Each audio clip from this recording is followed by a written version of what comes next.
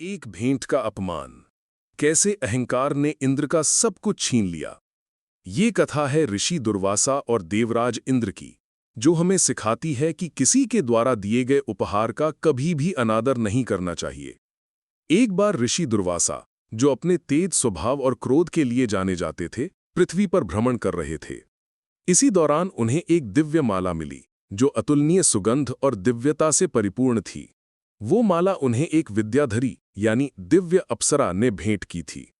उस दिव्य माला को लेकर ऋषि दुर्वासा देवराज इंद्र से मिलने अमरावती पहुंचे। उस समय इंद्र अपने ऐरावत हाथी पर विराजमान थे और वैभव के मद में चूर थे। ऋषि दुर्वासा ने स्नेहपूर्वक वो दिव्य माला इंद्र को भेंट की, परंतु इंद्र ने उस भेंट का सम्मान नहीं किया। उन्होंने माला को लापरवाही से लेकर अपने हाथी ऐरावत की सूंड पर डाल दिया।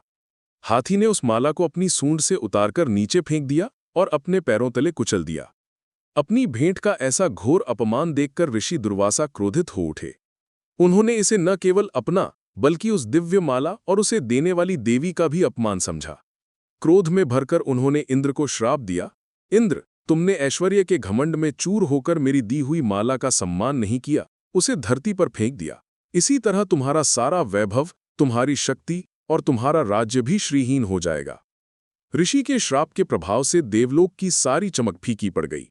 देवता कमजोर हो गए और असुरों ने उन पर आक्रमण कर स्वर्ग पर अधिकार कर लिया। इंद्र को अपना सिंहासन छोड़कर भटकना पड़ा। अपनी खोई हुई शक्ति और वैभव को पुनः प्राप्त करने के लिए देवताओं को भगवान विष्णु की शरण में जाना पड़ा। भगवान विष्णु ने उन्हें असुरों के साथ मिलकर समुद्र मंथन करने का उपाय बताया, जिससे अमृत की प्राप्ति होती। ये एक अत्यंत कठिन कार्य था, लेकिन अंततः इसी से देवताओं ने अपना वैभव पुनः प्राप्त किया।